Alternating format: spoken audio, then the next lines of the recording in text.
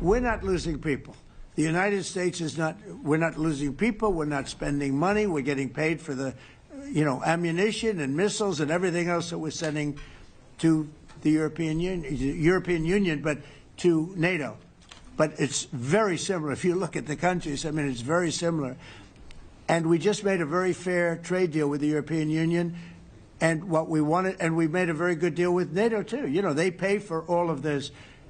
That's not what we're in this for. We're in it to save thousands of lives every week. Thousands and thousands of lives. That's why we're in it. Welcome back to The Real Story. That was President Trump highlighting exactly why the U.S. government is involved in this whole Russia-Ukraine war during a bilateral meeting with Ukrainian President Volodymyr Zelensky on Friday. See, the pursuit of peace between them isn't about glory. It's about humanity. And that's exactly why President Trump hosted Zelensky at the White House. Not for the first time, not for the second time, but for the third time since re-entering office. And one of the most important aspects of their meeting was the possibility of sending long-range Tomahawk missiles straight to Kyiv, something Zelensky advocated for ahead of time. And several reports claim that things devolved into a shouting match after Trump denied that request during a meeting behind closed doors. Now, whether or not that's really or entirely accurate remains to be seen, but it also wouldn't be too hard to fathom considering the stakes. This is the largest war to erupt in Europe since World War II. It's affected millions and millions of people, and casualties on both sides appear to be very high. In fact, Russian losses are estimated at around 950 per day for September of this year alone. All the while, Russia is holding on to large portions of eastern Ukraine, putting Trump in a very tough spot as he tries to be a neutral third party who just wants to end the conflict. So to that point, Trump spoke with Putin on the phone for several hours before meeting with Zelensky. And he said that discussion was productive. Writing on Truth Social, he said in part, "I have just concluded my telephone conversation with President Vladimir Putin of Russia, and it was a very productive one. President Putin congratulated me and the United States on the great accomplishment of peace in the Middle East, something that he said has been dreamed of for centuries. I actually believe that the success in the Middle East will help in our negotiation in attaining an end to the war with Russia-Ukraine." President Putin thanked the First Lady Melania for her involvement with the children. He was very appreciative and said that this will continue. Interesting. So as the war continues to unfold, these meetings leave us with one pressing question. Will Trump's strategy of direct talks with both Putin and Zelensky be enough to produce peace? Or is there more to the story? Here to help us answer this question is Davis Younts, a military veteran and military defense attorney, and Jeff Gilson, a lawyer, constitutional scholar, and former speechwriter for British Prime Minister Margaret Thatcher. Gentlemen, thank you for being here for a follow-up panel. Thank you for having us. So, of course, we met last week before this bombshell meeting between President Trump and President Zelensky. I want to get both of your reactions, starting with Jeff, to what happened in that meeting. Well, I think we got it right here on this show last week. We all of us pretty much agreed that Zelensky would not get Tomahawk cruise missiles. It would be a major escalation, and that the meeting itself would probably be a bit of a come to Jesus moment between Trump and Zelensky. Whether the reports of a shouting match are true or not, Zelensky clearly did not come away with what he expected. Is that a setback? No. I think Trump is now, you remember last time we talked about the three levers he uses, yes: leverage, threat, and public performance. I think Trump's had enough. I think he said to both parties, he spoke with Putin on Thursday, we're too close now. The template is set. It is now time to do a deal. Zelensky was told, you're going to give up land. Putin was told, you're not going to get as much land as you want. There's been a lot of to and fro about Donbass, but it's going to get split in half.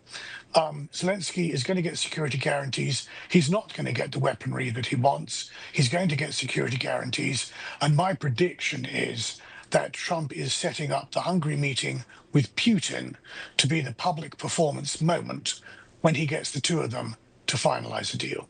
Now, they have had their own moment like that before in Alaska at this really historic summit, and we didn't see a ceasefire immediately in Ukraine after that. So a lot of us are more hopeful for a follow-up summit, but we have to temper our expectations. So Jeff, to follow up, what are you thinking might realistically come of another meeting with Vladimir Putin?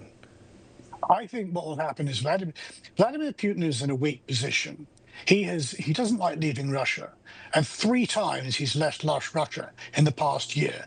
He came to Anchorage, pretty much cap in hand. He went to Shanghai and played second fiddle to China. And now he's going to Hungary. Hungary isn't even the European soccer champion. It's with respect, and I hope none of you are Hungarian, they're nothing particular. He is going because he realizes he's going to get used for a public relations moment. And I think that Putin is a student of Machiavelli. You still have to keep the public on your side, even in a democracy. And I think he knows Trump is going to force him to do a deal, and he will do it provided he doesn't have to give up any of the land he's already occupied. Zelensky's going to be the sticking point. I think Trump will simply invite and turn up in Hungary with Zelensky and say, this is as good as it's going to get. As bad as it is, this is as good as it's going to get. Do a deal now. Davis, what do you think about Jeff's theory there? I think it's a great theory, and it makes a lot of sense when we look at the posture of each side of this. Again, each side has their own historical baggage as well as their own political reality. Vladimir Putin is a former KGB operative. He's a Communist Party operator, has been for a long time. He's a Cold War relic in many respects, and he led Russia into this war, so he has to recover something politically. I think that's part of why he doesn't want to leave Russia any more than he absolutely has to, and he needs to be perceived as being a powerful leader on the world stage. Zelensky, on the other hand, keeps having these complicating meetings with weak European leaders who give him guidance that they're behind him, they're going to support him, and it undermines the relationship with Trump. So I think that if Trump can, and I think this is where Jeff's right, and I hope he's right, if Trump can get this meeting set, if the meeting occurs in Hungary, Putin shows up, and then Zelensky is dragged along, even if it's kicking and screaming by Trump, then I think we can get them in the room and get a deal done. But again, there are complicating factors on each side. Putin has to deal with his Cold War baggage and the Communist Party and other things in Russia. Zelensky has to deal with the baggage that comes from the weak European leaders that are whispering in his ear and telling him not to, just go along with what Trump is saying. We've got your back, or we can negotiate a better deal. And I think in some respects, there are some European leaders who are culpable for how long this has dragged on and some of the stances that Zelensky has taken. I think it's very interesting this is all happening in the wake of what seems to be a ceasefire agreement between Israel and Hamas that, at least for now, is holding. But it's facing a major stress test, and it's awakening us to the fact that ceasefires don't always hold, deals can change, terms can change, life changes. So, Davis, I want to throw one last question at you before we go. Should we see a tangible ceasefire agreement between Putin and Zelensky?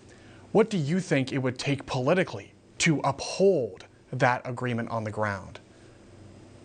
I think that once that agreement is placed, I think unlike what we're seeing in Gaza and in the Middle East with the volatile splinter groups and the influence of Iran in kind of fomenting and pouring gasoline on the fire there, I think with Russia and Ukraine, I think all of the elements will be there to hold the ceasefire in place if we can get to that point and if there are going to be reasonable concessions on both sides. So I think once the ceasefire is in place, in Russia and the Ukraine conflict, I think it has a great chance of holding. We just have to get there. Okay, understood. Now, Jeff, would you like to add any final thoughts to the equation? I totally agree with Davis, and I certainly agree with the point about Europe. I think one thing is going to be slightly different. I don't think it's an accident that the European leaders who have been worst about leading Zelensky astray were all of them in Sharm el-Sheikh, where Trump was the ringleader, and he was making it quite clear, I run this circus now, and I think Zelensky is going to be finding very disappointing reception with the leaders around Europe as opposed to before. I end with one point. My mother's family is Czechoslovakian. They came over to America in the mid-19th century. They came from Bohemia. It is terribly difficult, the three of us talking in such stark, mercenary, realistic terms about what is a human tragedy for the people of Ukraine, and they are going to be the losers. I still remember in 1968 as a young lad, my mother at the kitchen table crying as the Russians invaded Czechoslovakia and removed Alexander Dubček as the elected president.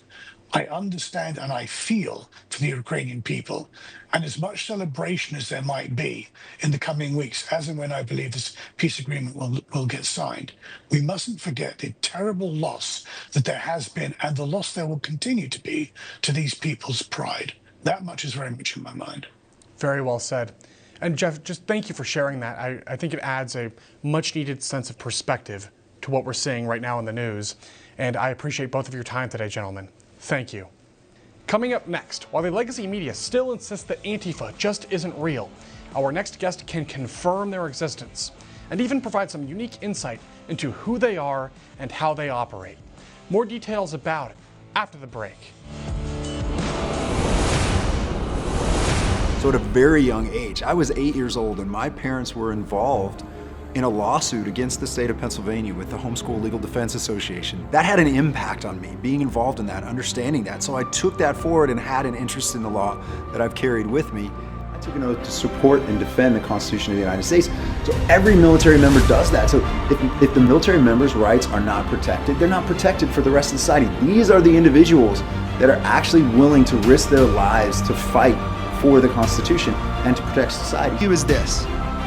If you are a Christian, you need to understand that part of your Christian walk, part of your faith journey, is that God is going to call you for a moment. There will be a phone call that comes from for you. And I ask you this, are you willing?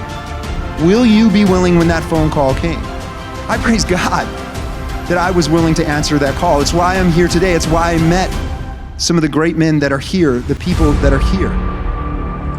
So it's left to men like Davis Younts to fight for these Navy SEALs.